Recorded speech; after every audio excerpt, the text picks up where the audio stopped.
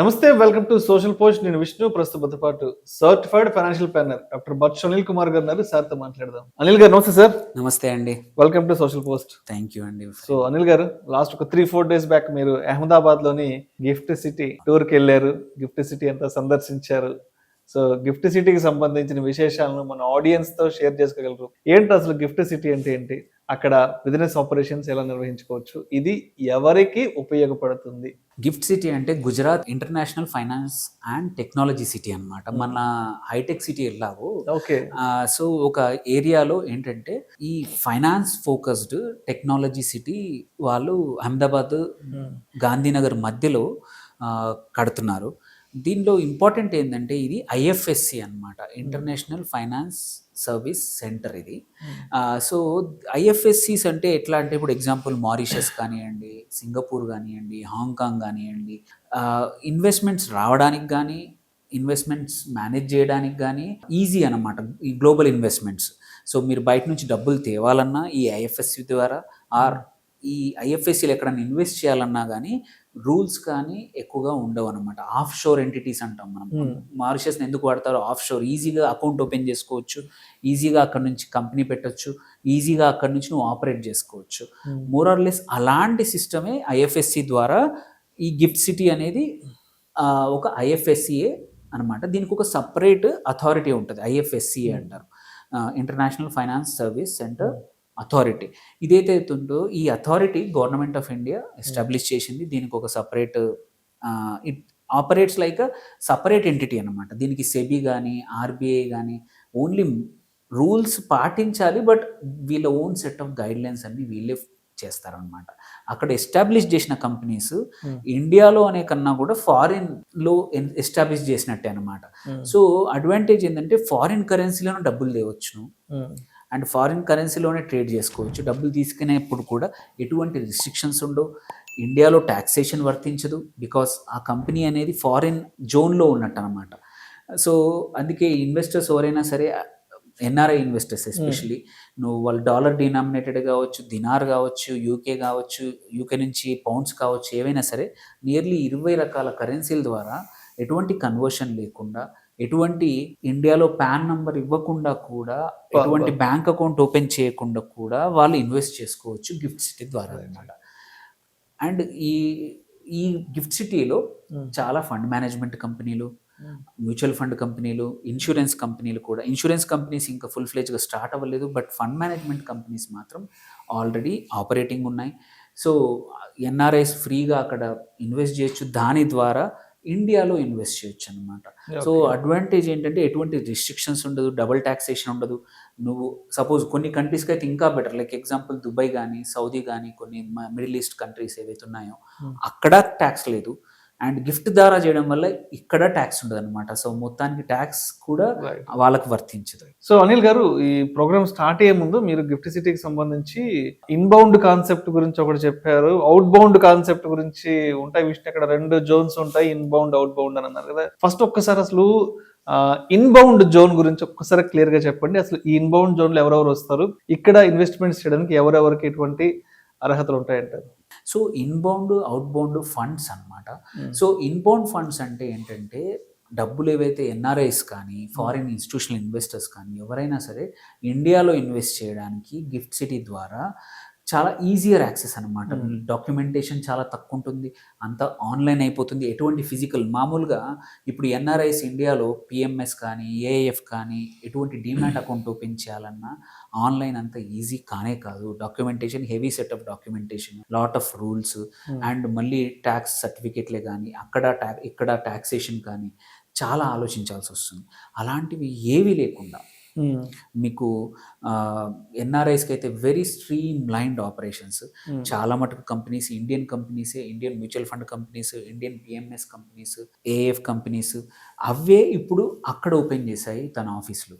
So open చేశాయి కాబట్టి వాళ్ళు సేమ్ మ్యూచువల్ ఫండ్లు అయితే సేమ్ స్కీమ్స్ కూడా అక్కడ నుంచి ఆఫర్ చేస్తున్నారు. ఎన్ఆర్ఐస్ ఎవరైతే ఉన్నారో ప్రతిసారి మళ్ళీ సపోజ్ ఇండియాలో మళ్ళీ సెటిల్ అవ్వదలుచుకోలేదు వాళ్ళు, మళ్ళీ అక్కడే ఉందాం అనుకుంటున్నాం, డబ్బులు మళ్ళీ తీసుకెళ్ళాలి ఒక 10 సంవత్సరాల తర్వాత అనుకునే అంటే ఇంట్రెస్ట్ ఉంటే డైరెక్ట్లీ డాలర్ రూపంలో పెట్టొచ్చు మ్యూచువల్ ఫండ్స్లో.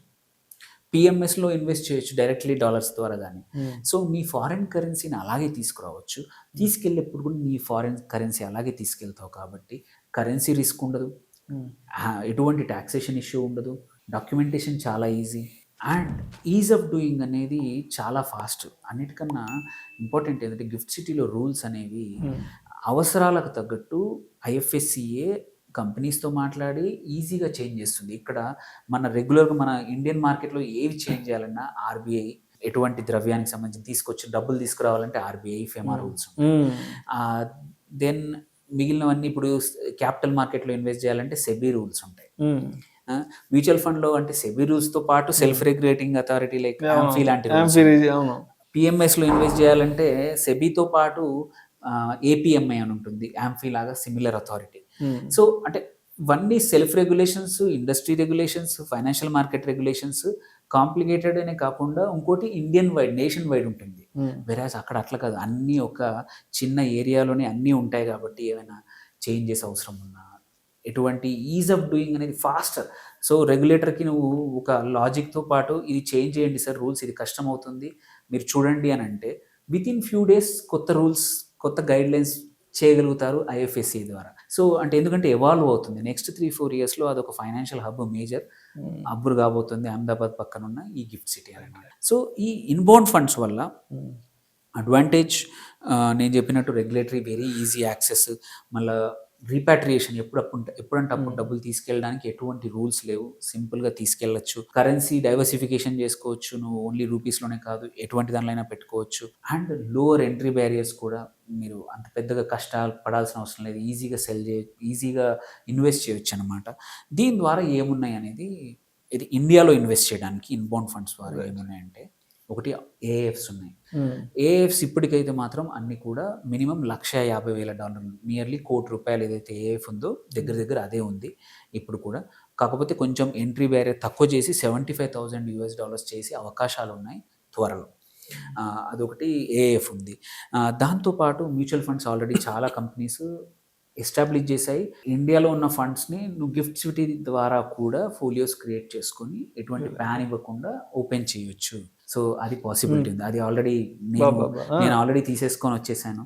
సో వీ కెన్ అది చేయొచ్చు. రీట్స్లో కూడా, ఇన్విట్స్లో కూడా చేసుకోవచ్చు ఎవరైతే కంపెనీస్ విచారు ఉన్నాయో వాటి ద్వారా. అట్లాగే ఏమైనా ఆఫ్ షోర్ కానీ, ఇప్పుడు ఇన్సూరెన్స్ ప్రోడక్ట్స్ కూడా త్వరలో రాబోతున్నాయి, యూలిప్స్ కానీ, అక్కడ కూడా broking companies and intermediaries register చేసుకోవచ్చు అనమాట. సో అవి కూడా త్వరలో రాబోతున్నాయి. పిఎంఎస్ చాలా కంపెనీస్ ఉన్నాయి. సో మోర్ ఆర్ లెస్ వాళ్ళకి ఎటువంటి అంటే ఈజ్ ఆఫ్ ఓపెనింగ్ ఫండ్ కానీ అవన్నీ ఈజీ కాబట్టి, కొంచెం రిలేటివ్లీ ఈజీ కాబట్టి, రూల్స్ తక్కువ కాబట్టి అన్నీ ఒకే చోటు ఉంటాయి. 4 సిటీలకు పరిగెత్తాల్సిన అవసరం లేదు. నువ్వు ఢిల్లీ కంపెనీ ముంబైకి ఒక చోట, ఇంకో చోట, ఎటువైపు ఒకసారి వెళ్తే అక్కడ అన్నీ ఒకే చోట, సింగిల్ విండో, ఏ ఉన్నా సరే ఇష్యూస్. ఇంకో అడ్వాంటేజ్ ఏంటంటే మిగిలిన పార్టిసిపెంట్స్ సపోజ్ ఒక ఫండ్ చేయాలన్నా కానీ రిజిస్ట్రార్లు కానీ, ఆర్టీఏలు కానీ అన్నీ కూడా అక్కడే ఉన్నాయి. సో నీకు ఒక్క చోటే నీ పని ఫాస్ట్గా అయిపోతుంది, ఏ పనైనా అడ్వాంటేజ్.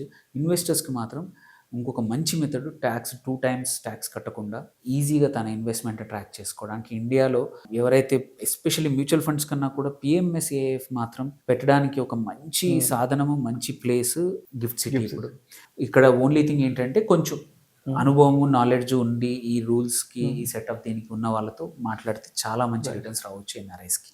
సో టాక్సేషన్ బెనిఫిట్స్ అయితే ఇన్వెస్టర్స్ బాగుంటాయి అంటారు గిఫ్ట్ సిటీలోకి వచ్చి మనం ఇన్వెస్ట్మెంట్స్ ఏదైనా చేసుకుంటే. టాక్సేషనే కాదు, మనం చూస్తే ఇండియాలో మనం ఇప్పుడు అడ్వైజరీ తీసుకుంటాము.